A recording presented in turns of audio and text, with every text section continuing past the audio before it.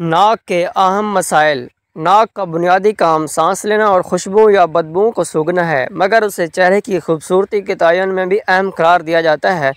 اس سے جڑے کچھ محاورے بھی ہیں، مثلا ناک اونچی ہونے کو عزت جبکہ اس کے کٹ جانے کو بدنامی کے معنوں میں لیا جاتا ہے۔ یہ ہمارے جسم کا ایک اہم عضو ہے جس کے متاثر ہونے سے ہماری زندگی کئی طرح سے متاثر ہو جاتی ہے۔ اس کی بیماریاں پیدائشی بھی ہو سکتی ہیں اور بعد میں بھی کسی وجہ سے لاحق ہو سکتی ہیں۔ ناک کے عام مسائل یہ ہیں: ہڈی کا ٹیڑھا پن، نتنوں کا درمیانی پردہ دائیں بائیں یا دونوں طرف مڑا ہو اور اس وجہ سے ناک بند ہونے، ریشے اور سر درد وغیرہ کا سامنا ہو تو یہ ناک کی ہڈی ٹیڑھے ہونے کی علامات ہیں۔ یہ پیدائشی مسئلہ بھی ہو سکتا ہے اور چوٹ لگنے کی وجہ سے بھی پیدا ہو سکتا ہے۔ معائنے کے ذریعے ڈاکٹر اس کی تشخیص کرتا ہے۔ تشخیص کے لیے کسی خاص ٹیسٹ کی ضرورت نہیں ہوتی۔ لوگوں کی بڑی تعداد اس غلط فہمی کا شکار ہے کہ اس کا حل صرف آپریشن ہے۔ بعض صورتوں میں یہ اس کے بغیر بھی ٹھیک ہو جاتی ہے، تاہم اس کے لیے مکمل علاج کرانا ضروری ہوتا ہے۔ ناک کی الرجی۔ سانس کی الرجی ناک اور پھیپھڑوں کو خاص طور پر متاثر کرتی ہے۔ اس کے علاوہ حلق بھی اس کی زد میں آ سکتا ہے۔ الرجی کی صورت میں جب گرد و غبار، پولن اور خوراک کے ذرات جسم میں داخل ہوتے ہیں تو مریض کو چھینکیں آتی ہیں۔ اس کے ساتھ ناک اور آنکھوں سے پانی بہنا شروع ہو جاتا ہے، ناک بند ہو سکتی ہے اور مریض کو منہ کے ذریعے سانس لینا پڑتی ہے، اور یہ الرجی بڑھ کر پھیپھڑوں کو متاثر انداز ہو جائے تو مریض کو دمہ ہو سکتا ہے۔ ناک کی الرجی اور دمہ علیحدہ علیحدہ بیماری کی صورت میں بھی ظاہر ہو سکتے ہیں اور بیک وقت بھی مریض کو متاثر کر سکتے ہیں۔ الرجی کا سب سے اچھا حل پرہیز ہے۔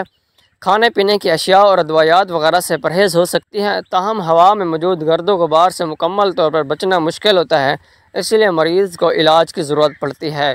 اب ایسی ادویات دستیاب ہیں جن کے مضر اثرات بہت کم ہیں، اس سے الرجی کے مریضوں کی زندگیاں آسان ہو رہی ہیں۔ ناک میں انفیکشن۔ اس کی وجوہات میں ماحولیاتی آلودگی، وائرس، بیکٹیریا اور پھپھوندی وغیرہ شامل ہیں۔ زیادہ تر لوگوں کو ان کی وجہ سے ہلکی پھلکی شکایت ہوتی ہے، مثلا گلے میں ریشہ، ناک بند ہونا اور معمولی پانی وغیرہ۔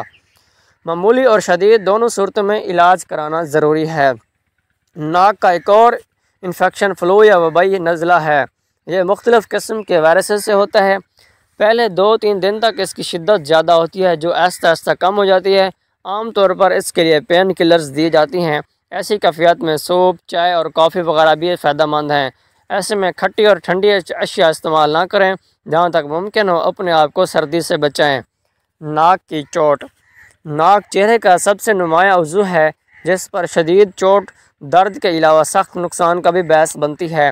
ایسی صورت میں خون نکسیر آنے کے علاوہ ناک کے ٹیڑھا ہونے، بند ہونے، سوج جانے اور اس میں درد جیسی شکایات سامنے آ سکتی ہیں۔ اگر یہ شدید نوعیت کی ہوں تو ڈاکٹر سے معائنہ کروانا ضروری ہوتا ہے۔ رسولی اور کینسر۔ ناک میں مختلف قسم کی رسولیاں اور کینسر ہونا زیادہ عام مرض نہیں، تاہم کچھ لوگ اس کا شکار ہو سکتے ہیں۔ رسولی اور کینسر کی ابتدائی علامات ناک کے عام انفیکشن سے ملتی جلتی ہیں۔ اگر کسی شخص کا نزلہ ٹھیک نہ ہو رہا ہو اور اس کی ناک میں سے درد اور ریشہ آتا ہو تو اسے چاہیے کہ ENT اسپیشلسٹ کو دکھائے۔ نکسیر پھوٹنا۔ عام لوگ نکسیر کو ایک بیماری سمجھتے ہیں، حالانکہ یہ دوسری بیماریوں کی علامات کے طور پر ظاہر ہوتی ہے۔